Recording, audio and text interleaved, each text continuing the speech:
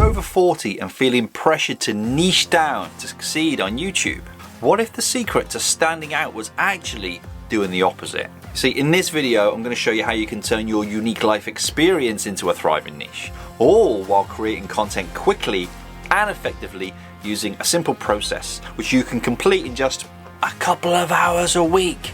Yes, it's true, just a couple of hours a week.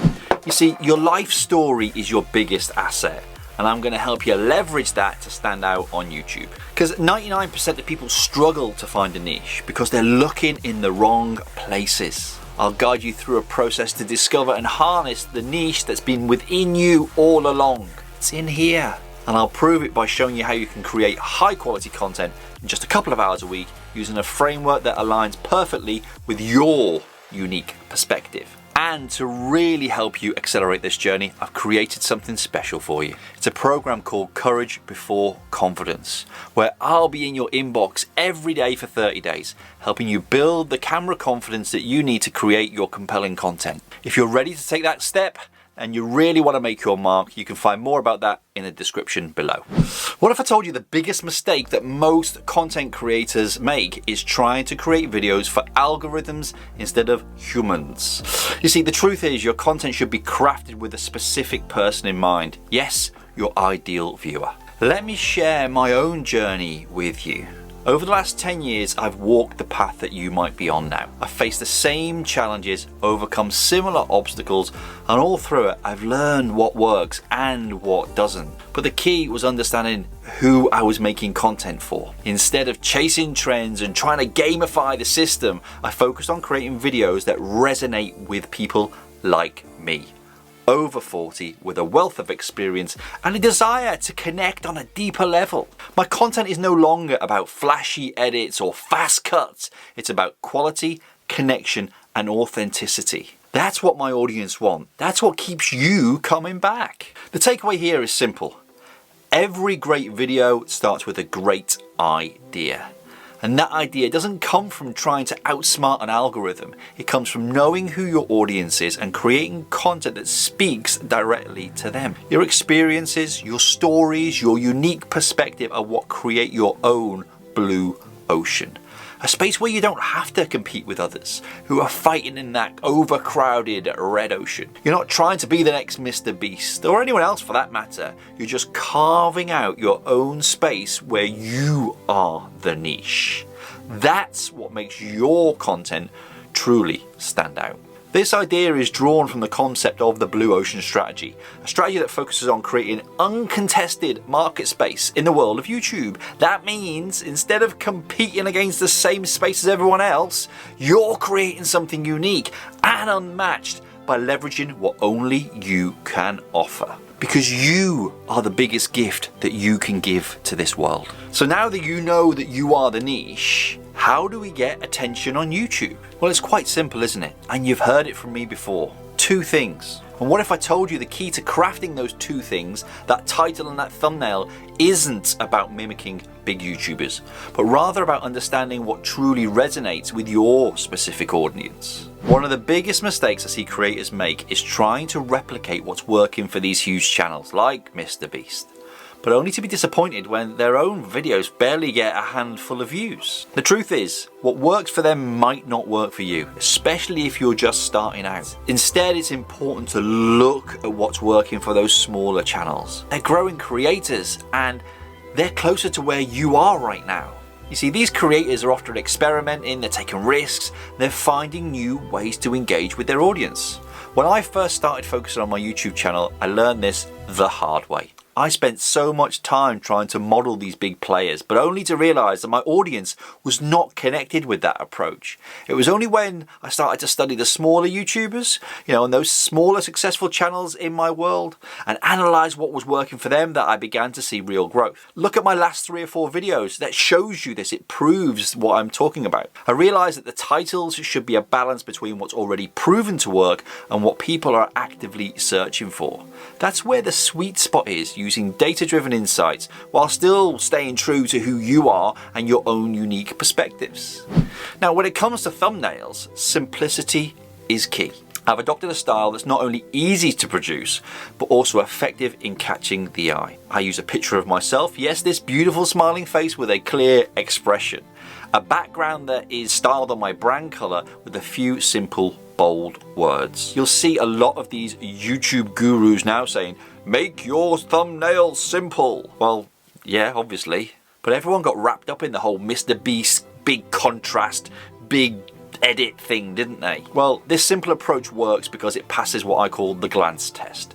If your thumbnail catches someone's eye in a split second, especially on a small screen like a phone, you've done your job. I also keep in mind the shrink test, a technique that ensures your thumbnail still looks good when it's shrunk down to a tiny size. And if it passes this test, you are on the right track. So, big text, high contrast, human face. All these elements make your thumbnail more relatable and clickable. The bottom line to this is, start by creating titles based on what's already working and what people are searching for. Once you've got that foundation, your thumbnail should be simple, eye-catching and designed to create curiosity. It'll give your videos the best chance of standing out and connecting with your audience. So what's next? Well, if you're over 40, you've probably noticed that flashy edits, fast cuts, they just don't resonate with you the way that they might with a younger audience. Well, the truth is, you don't need all that noise to hold your viewers' attention. I know, because I'm getting pissed off with them and I've been making them. In my own journey on YouTube, I realized that the key to retaining viewers isn't in mastering every trendy editing technique, but in how to connect with them through my voice, through my actions, through my authenticity. It's taken me 20 or 30 videos to start to see the patterns in my retention graph, and what I find was eye-opening. Over time, with consistency, I've discovered that viewers were staying for the content, funnily enough, that felt real and unpolished, where I wasn't afraid to let my true self shine through, even if it meant leaving in a few mistakes. Actually, I've even started to emphasize the mistakes in my edit. You see, for us midlifers, the goal isn't to compete with fast-paced editing styles of these younger creators. I'm saying younger creators because I used to, previously I was very conscious that I was using the word kids a lot. Anyway, instead it's about scripting in a way that reflects how we like to consume content. Simple, direct, authentic. That's why I use a straightforward framework for my videos, which I've developed over time. The hook, the mindset, the story, the teach, and the action step. Here's how it works. The hook is a simple one-liner, grabs attention. The mindset piece is a simple question designed to get into the head of your viewer and make them think. Then you flow naturally into your story. Your story. This is where you connect with your audience on a personal level, showing them that you understand where they are coming from. And then next it comes to the teaching point. Just one thing that you want them to take away from this video. And then finally, the action step. And that could be a call to action like subscribe, smash the like bell, and all those funky stuff. Actually, do you know what? You can subscribe and you can smash the like bell and all that for me. So that's the script, but now we've got to make the video. Well, let's look at AVL. Audio, video, lighting. Let's talk about the technical side and how to keep it super simple. You don't need expensive gear to create a great video. So let's start with audio. If you've got a simple lav mic, that's great. It'll pick up your voice clearly and keep the background noise to a minimum. But if you don't have a mic, shooting in a quiet room like this one, soft furnishings can dampen the sound and make your voice clear and crisp. That's it for audio. For video, smartphone camera is more than enough to get you started. Don't over-invest. Consider framing yourself the rule of thirds so that you sit center camera. This way you can use it for repurposing. You know, you can make YouTube shorts, TikToks, Instagram reels, all of that. Personally, I don't believe you need to. I don't believe you need any of those other social channels. And you're probably thinking, huh, what? He owns a social media agency. But if you want me to tell you why on another video, comment below and I'll make that video for you. And then there's lighting. As far as lighting goes, you don't need professional lights. Natural light is your best friend. Shoot during the daytime, near a window, let natural light brighten up your face. The beauty in keeping it real and authentic and even a little bit raw resonates strongly with the over 40 audience. And really with anyone looking for genuine content these days. Let's face it, by scripting your videos in this way and keeping your audio, video and lighting setup simple, you not only make your process easier for yourself, but you'll also create content that resonates deeply with your tribe, because you're keeping it real. However, if you're finding it challenging to articulate who you are on camera, or to build that camera confidence, I have just the resource for you. My Courage Before Confidence training program is designed to help you become camera confident in 30 days or less, with daily guidance delivered straight into your inbox. I've coached thousands on this already, and you can find more details in the description below. So after you've gone through the process of ideation, scripting, shooting, editing actually isn't that overwhelming. In fact, the beauty of being completely and unapologetically yourself means that your editing can be minimal and still incredibly effective. In my own videos, I found that embracing my authenticity, I don't need to spend hours perfecting every little detail in post-production. The goal's to tell your story, to give your audience an action step, and keep them engaged and make them think. When you focus on these essentials, your editing becomes a natural extension of the content that you've just created. One thing I've learned is that adding a bit of music in the background can subtly enhance the emotional flow of the video. There's a tip for you. I usually find a track that fits the tone, turn it down to about 5 or 10%, and then let it play softly in the background. This not only helps smooth over any imperfections in your delivery, but also adds a layer of polish that makes that video feel a bit more cohesive. Another simple technique I use is incorporating some jump cuts. Shows the transitions in a thought or keeps the pace moving. But beyond that, I add emphasis with some pop-up words or graphics and the occasional bit of B-roll just to help drive that message home. For instance, if there's a key point that I want to highlight, I'll just create a graphic in Canva, add an animation to it, pop it on a transparent background, and just overlay it on the video. This adds a bit of visual interest without requiring huge, complex editing skills. What's great about this approach is that it's real. It's raw, it resonates with people who are tired of all this overly polished, scripted content, and we can all do it, so it feels more connected. Your imperfections, whether it's a stutter, a pause, or an unscripted moment, can actually enhance the authenticity of your video.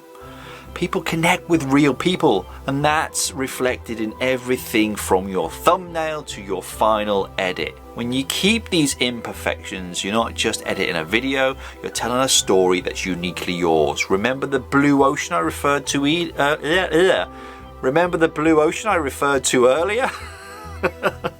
The key takeaway here is keep your editing simple, focus on the essentials. Let your authenticity shine through, and don't be afraid to leave in those little imperfections that make your content feel more genuine. This approach not only saves you time and a whole production. I'm getting tired now. This approach not only saves you time but keeps your whole production to a couple of hours a week and helps you connect with your audience on a deeper level. By embracing raw and real, you'll find that editing becomes less about perfection, more about enhancing the story that you're already telling. Remember earlier when I mentioned that your life story is your biggest asset? That's absolutely right. But there's another simple strategy that can make your content even more compelling, authentic, and vulnerable. Do you want to do vulnerable? Check out this video right here where I deep dive into how being honest and vulnerable can transform your content and make your niche, you, even more powerful. This approach has been a game changer for me, and it's been one of my biggest videos to date. You don't want to miss it.